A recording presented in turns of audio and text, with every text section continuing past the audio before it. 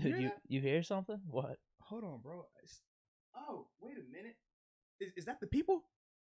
Oh, we got an announcement. Oh, ladies and gentlemen, another episode is brought to you by Manscaped, and they just actually called me up. I had my little earpiece in, Oh, damn. and they just exclusively just dropped this new Lawnmower 4.0. I mean, we saw the 3.0, right? We said the 3.0 was a bad mamma jamma, generational, but they just dropped the 4.0. Oh my God. And today, ladies and gentlemen, y'all are going to get a little reveal right on air just for y'all because we care about y'all, and we know y'all care about us. And it's a whole new balls game, baby. That's what it is now. So let's just, while we over here, let's see how we turn. Does it still have the light? It has the light. We got to have the light because we're tactical. Yeah. It has the Manscaped. Apparently, I could turn the light on. Let me see if I can get this popping on camera real quick. I could turn the light off. Damn. Can I? No, I'm good. I'm good right now. Did I use it? Because I'm. No, it smells good. But ladies and gentlemen, I might bring the beard back. So if you do, just whenever you need a little trim on your trim, I got you, baby. New Manscaped Lawnmower 4.0. You definitely want to get this. And as y'all already know, man, your delicate areas, your twins, the two dangling ones, they will thank you for that. Oh, and I almost forgot, Deke. It wouldn't be a read if we didn't have a promo code, right? We don't do anything without promo codes. So with that's a demand of ours, huh? Absolutely. Use the promo code MOTES. Receive up to 20% off on all of your orders along with free shipping. Love free shipping. Love promo codes. Love 20% off. So like I said, man, use the promo code MOTES, and then that way you can take care of your delicate twins, baby. Now we got to go transition into this Cleveland Browns. Oh. It's a little interesting here. They had a really good draft. Yeah. They had a really good draft. Really good. Oh, man. Greg Newsome, the second in the first round. Jeremiah Owusu-Koramoah in the second round. Anthony Schwartz. Anthony Schwartz out of Auburn in the third. James Hudson in the fourth. Tommy Guy. I think that's how you say his last name. You know what I'm talking about, right? Yeah, D lineman. And then Tony Fields, shout out to WU, man. I know some WU people out here, man. Tony Fields, like him at linebacker. And then Richard LeConte out of Georgia. That's another guy we talked about. Yep. And then Demetric Felton, the running back out of UCLA.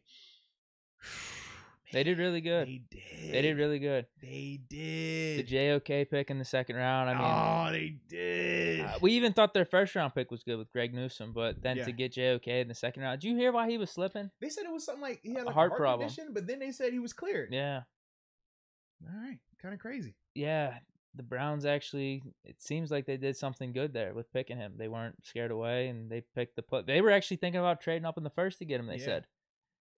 I mean, it's crazy to see that a guy could have a health scare like that, get cleared medically, but then teams still don't want to touch him. To me, I'm just like, dude, if he's clear and he's good to go, I wonder if the Cardinals were maybe going to take him, but I don't know. Zaven Collins is a pretty good match with Isaiah Simmons, though. Absolutely, yeah. So what's your initial thoughts? Did we give grades? Should we give grades at the end, maybe? We could. I was just simply saying who's better. Just our draft versus their draft. So that way it keeps it simple, right? Because it could be slightly better. It could be a lot better. If you want to be like, man, we got a AAA 1000. Like, that's what we got. You could go that route too. Yeah. So that's how I did. I just did grades. So I gave the Browns an A+. I gave us an A+. Browns definitely. So what's the higher A+? I'm going to lean us just because we're the Steelers. I knew you would. I do think there's a road, though, for this season where Pat and Najee Harris and Kendrick Green are like studs for us. Okay. With them, are we sure right off the bat those guys are going to be studs for them this season? Greg Newsome, you think Greg Newsome's going to go there and he might start opposite Denzel? He might be the third. Because here's my problem. Feast out there. The thing you could always put in your back pocket with the Browns, even if they had a good draft, you could always say this. Doesn't matter. They're gonna screw this up though. Well, I can't say that now. I can't say that. That's why I said I'm giving them an A+. Yeah. And it's an actual legit conversation, in my opinion, between us and the Browns for the top spot. I'm gonna go us though. I'm a big fan of Harrison Fry. Like that's how highly I think of those first two picks. I agree as well. I love those first two picks. You already know how I feel. But a lot of people, that's why people are giving us C's. People are giving us C's based off those first two picks. But more so because of the running back element of it. People just don't like running backs in the first round. We talked about why that is. And then to see you go running back in first round and then don't go O-line in the second round, see people going crazy about that as well. That's the part where I'm like, I can see that, but based on how the board was falling and the players that were available to us, that's the part where I'm just like, the rule has to have a little bit of a caveat to it, and that is the caveat. When 2 players like that are available right there, it's hard to pass on that. And that's why I said I would much rather you go the route that they did and just take talented players who are going to help you now versus drafting solely for this position, even though this player isn't worth that pick. That's my thing, you know? So I don't have the big issue with them taking Najee at 24 as some of our counterparts in the media business do. Yeah. Shame on them. Yeah. Shame on them. Take your Steeler hater glasses off, please. Too many haters out here. We always got Steeler goggles. Now we got Steeler hater goggles. I like it, man. Yeah, because that's for me, man. I like early on with this though, man. Greg Newsome, JOK in the second. And that's the thing. They did good. They did good rounds 4 to 7. I mean, they hit the receiver too in the third round. Maybe you could have picked a different receiver, but they needed depth. Yeah, I'm just like, I like it. Got a little O-line action, man. Yeah, they did good. They did. They did good. They did. This is the only. You already so you say you lean in for us. For me, this is where I get it. I get it. Yeah, I wouldn't even. For me, I wouldn't even blame anyone. Yeah. As bad as it sounds, as much as I don't want to say that Cleveland had the better draft, I do think that they did have the best draft in the AFC North. I mean, I thought that they hit on the piece that they needed to hit on, but I still think that it's gonna be different come game day when they're playing. That's what I mean. Like that's the part that's different. And this is what I think both did good in those later rounds in terms of depth pieces. That I mean, whether Richard LeConte makes an impact or Tony Fields this year, I don't know. We don't follow the Browns that much because maybe they're talking about those picks similar to how we're talking about some of our late round picks. But that's what I know. Some of our late round picks, they could be really good for us this year. But and then you add that with I like our first 2 picks over their first 2 in terms of like I think it's gonna just be more. How do I want to put this? No. It's just gonna be out there that we had the better first 2 round picks. Okay. After the season's over. Like, we're going to see Najee Harris's impact. Yeah. We're going to see Pat's impact. With these guys, granted, we don't watch the Browns week in and week out. I don't think we're going to be talking about them like we are our first 2 round picks. Okay. I'm hoping so. Yeah. But for me, I'm a defensive guy. That's my thing, man. So those were great. Those were great 2 picks on defense. Forgive me for clamoring for defense. That's my thing, man. You get a corner that can do it all. He's super smooth in terms of Greg. I mean, he's a guy that we liked. We even talked about him potentially. I think I put him. Where did I put him at 4? Maybe.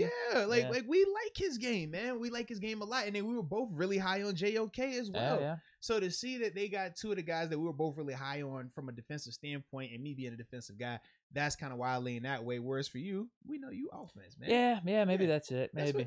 Because for me, like if I you got to throw the bias. You got to throw the bias in there too. That you really got. Well, you heard how I said I get a Browns slightly, just because like it's Cleveland. I can never fully say Cleveland is better than us in anything. Ever. Although last year didn't we put us 3rd or something in the rank? I think we did. Because Browns and Ravens both had really good drafts. Because we thought Browns and Ravens, and then we talked about Cincy, but we just felt like Cincy still didn't do enough with it. But man, we thought they did some really good things, man, as a whole. The division the division should be good at drafting like this, especially Cleveland, man. They get the most experience drafting, with all these picks. They get all these first round picks, all these losing seasons. Yeah, they are good in this process. Their roster's loaded. Yeah. It's gonna come down to Baker for them this year. Yep. Is he? I don't know, because you know how it is. It's either you get better, or you get a little worse. Yeah, like you can't really stay the same, and him staying the same. You sound like my college coach at JMU. Go Dukes! Oh, by the way, if you haven't noticed, they will be playing this Saturday. Are they in championship? No, semifinals. Okay. But it's on ABC, and for those that don't have ABC, you can go to ESPN3. Check out the JMU. What day Dukes. is it today? It's Thursday. It's Thursday. That's coming up. So yeah. I thought it was Monday for a second. Yeah. Just make sure y'all tuned in. You know what I'm saying? We play on prime. We were playing on prime time last week. Last week was on ESPN. Late night under the lights, Sunday night football. You know how we do Harrisonburg going crazy. Sure. But now, we got to take it on the Maybe road. get a little day drink going. A little. Throw in the JMU game. You see, I got the hat, and I might have one of my boys pull out a little JMU action. Man, that'd be dope. Might be one of them weekends, man. Okay. Might be one of them weekends, man. I might have to stop by. You might need to. But back to the draft. Back to what I'm saying. I just had to get my little 2 cents. Go Dukes. But yeah, man. Yeah, was I gonna say anything else about them? The Browns?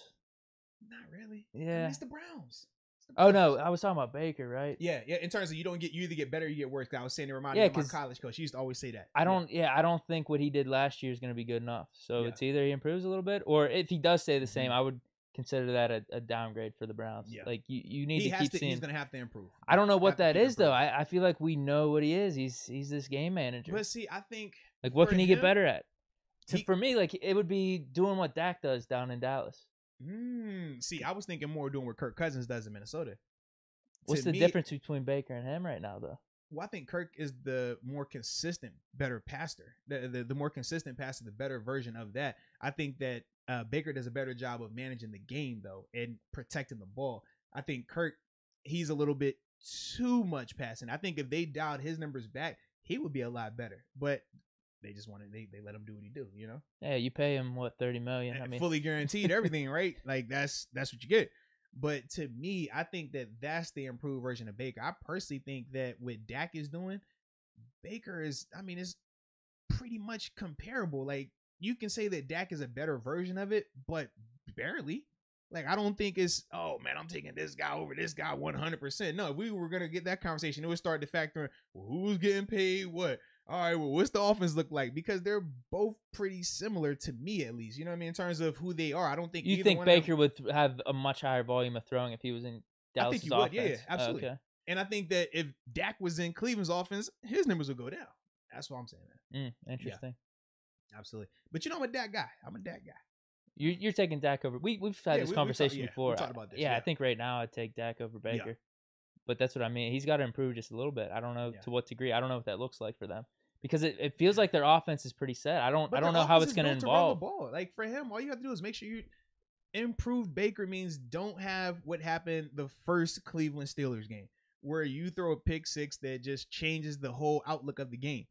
You think about the games where he doesn't have the big crazy turnovers, the Browns look really good. When he turns the ball over, when he plays like Baker that we know, that's when they look bad. So for him, if he can just consistently keep them turnovers down, keep them in the single digits, I think that's an improved version of Baker. And it's something that's tangible, something that we can actually look to and say, okay, this does equate to being a better version as well because the numbers back it up. I think that's going to be the big difference because I don't think philosophy-wise they're going to change. Why would you? I mean, you got Nick Chubb and Kareem Hunt. Your offensive line is built perfect for what y'all trying to do, and you got receivers that can win. Yeah. Yeah, it was without Odell, too. Exactly. I'm not switching that up if I'm them. People like to bring that up and say, was the offense better without Odell or not? Jeez. I mean, it doesn't seem like they're in any rush to trade him. Not at all. And they shouldn't be. Yeah, if they could, maybe they did find something, though, in terms of like, hey, this offense, how we're running it without him works. But now we add Odell back into that.